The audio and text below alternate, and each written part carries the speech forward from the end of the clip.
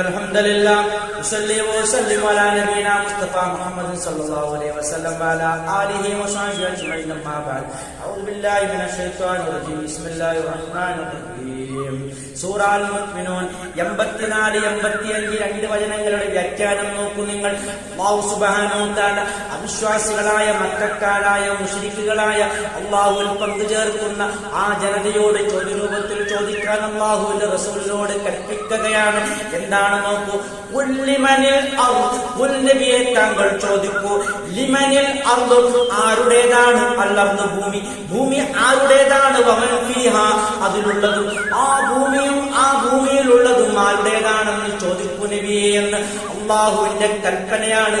ആ മക്കത്തുള്ള അവിശ്വാസികളായ അള്ളാഹുവിന് പുറമെ അള്ളാഹുവിന്റെ സൃഷ്ടികൾക്ക് അള്ളാഹുവിന് മാത്രം അർപ്പിക്കേണ്ട ആരാധന അള്ളാഹുവിനും അള്ളാഹുവിന്റെ സൃഷ്ടികളിലേക്കും വകവെച്ചു കൊടുക്കുന്ന ആ മുശ്രിക്കുകളോട് അല്ലാഹു സുബ്ഹാനഹു വ തആല ചോദിക്കുകയാണ്, കൽപ്പിക്കുകയാണ്. ആ ഭൂമി ആരുടേതാണെന്ന് ചോദിക്കൂ നബിയെ. വമൻ ഫീഹാ ആ ഭൂമിയിലുള്ളതും.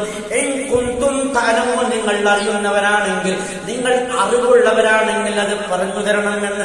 സയഖൂലൂന അല്ലാഹ് അവർ പറയുകയാണ്, അള്ളയാണ് അതിന്റെയൊക്കെയും അവകാശി എന്നുള്ള അവർ പറയുകയാണ്. അതിന്റെ ശ്രദ്ധാവല്ലയാണെന്ന്. കാരണം ലാത്തക്ക് ഭൂമി സൃഷ്ടിക്കാൻ കഴിയില്ല, ഈ ഭൂമിയിലുള്ളത് ഉടമപ്പെടുത്താൻ കഴിയില്ല, ഉസ്സക്കും മനാത്തക്കും കഴിയില്ല, ഇബ്രാഹിം നബിക്കും ഇസ്മായിൽ നബിക്കും കഴിയില്ല. നോക്കൂ നിങ്ങൾ, എന്ന് നമ്മുടെ നാട്ടിൽ ആരാധിക്കപ്പെടുന്ന ആർക്കും തന്നെ അല്ലാഹു സൃഷ്ടിക്കും അതിന് കഴിയില്ലല്ലോ. അവർ ഉത്തരം മുട്ടിയിരിക്കുകയാണ്. അവർ പറയുകയാണ്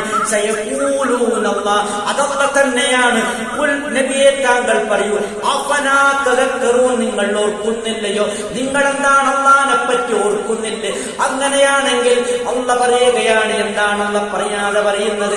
അങ്ങനെയാണെങ്കിൽ ഈ ആരാധന മുഴുവനും അല്ലാഹുവിന് മാത്രം വകവെക്കേണ്ടതല്ലേ? അല്ലാഹുവിന്റെ സൃഷ്ടികൾക്ക് അതിൽ പങ്കാളിത്തം നൽകാൻ പറ്റുമോ? അല്ലാഹുവിന്റെ സൃഷ്ടികൾ ഒന്നിനും കഴിയാത്ത ദുർബലരല്ലേ? ആ നിങ്ങളും ദുർബലരല്ലേ? തേടുന്നവനും തേടപ്പെടുന്നവനും ദുർബലനല്ലേ?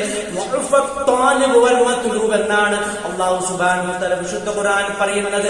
തേടുന്നവനും തേടപ്പെടുന്നവനും ദുർബലൻ തന്നെ. നാം ആരെ വിളിച്ചു തേടിയാലും, അത് ഖബറിൽ കിടക്കുന്നവരായാലും മയ്യത്തായാലും മരണപ്പെട്ടവരായാലും ജീവിച്ചിരിക്കുന്നവരായാലും കൽവിഗ്രഹങ്ങളായാലും മലക്കുകളായാലും ജിന്നുകളായാലും മനുഷ്യരായാലും ആരെ തന്നെ വിളിച്ചു തേടിയാലും അവരൊക്കെയും ദുർബലരാണല്ലോ. ഒരിക്കലും അവർക്കൊന്നും ചെയ്തു തരാൻ കഴിയില്ല, അവർക്കൊന്നും ഈ ഭൂമി ഉടമപ്പെടുത്താൻ കഴിയില്ല എന്നാണ് പറയുന്നത്.